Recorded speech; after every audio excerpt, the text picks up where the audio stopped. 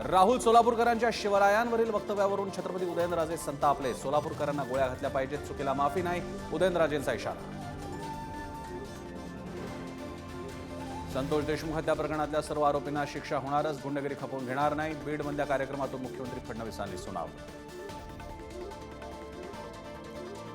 संजीव राजे आणि रघुनाथ राजे नाईक निंबाळकरांच्या सातारा आणि पुण्यातील घरांवर आयकर विभागाचे छापे. निवडणुकीत राष्ट्रवादीचं काम केलं म्हणून कारवाई झाली का, रोहित पवारांचा सवाल.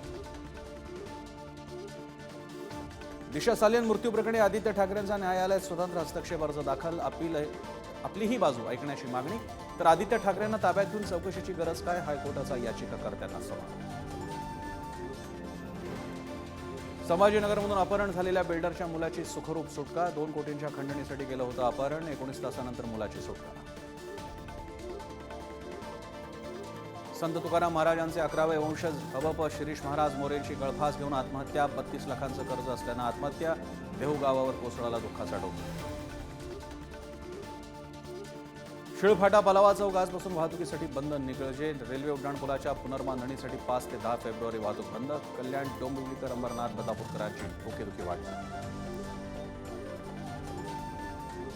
शिर्डीच्या साई मंदिरात उद्यापासून मोफत भोजनासाठी कुपन देण्यात येणार. भक्तांच्या सोयीसाठी साई संस्थानचा निर्णय. पुण्यात तोडफोडीचं सत्र. बिबेवाडी परिसरात 50 गाड्यांची तोडफोड करणाऱ्या आरोपींची पोलिसांनी काढली धिंड.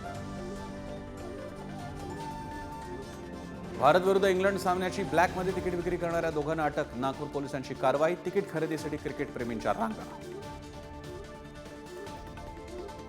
पोल ऑफ पोलनुसार दिल्लीत कांटे की टक्कर. भाजपला 37 ते 43 जागा, आपला 27 ते 34 जागा मिळण्याचा अंदाज. काँग्रेसचं पाणीपत होण्याची शक्यता.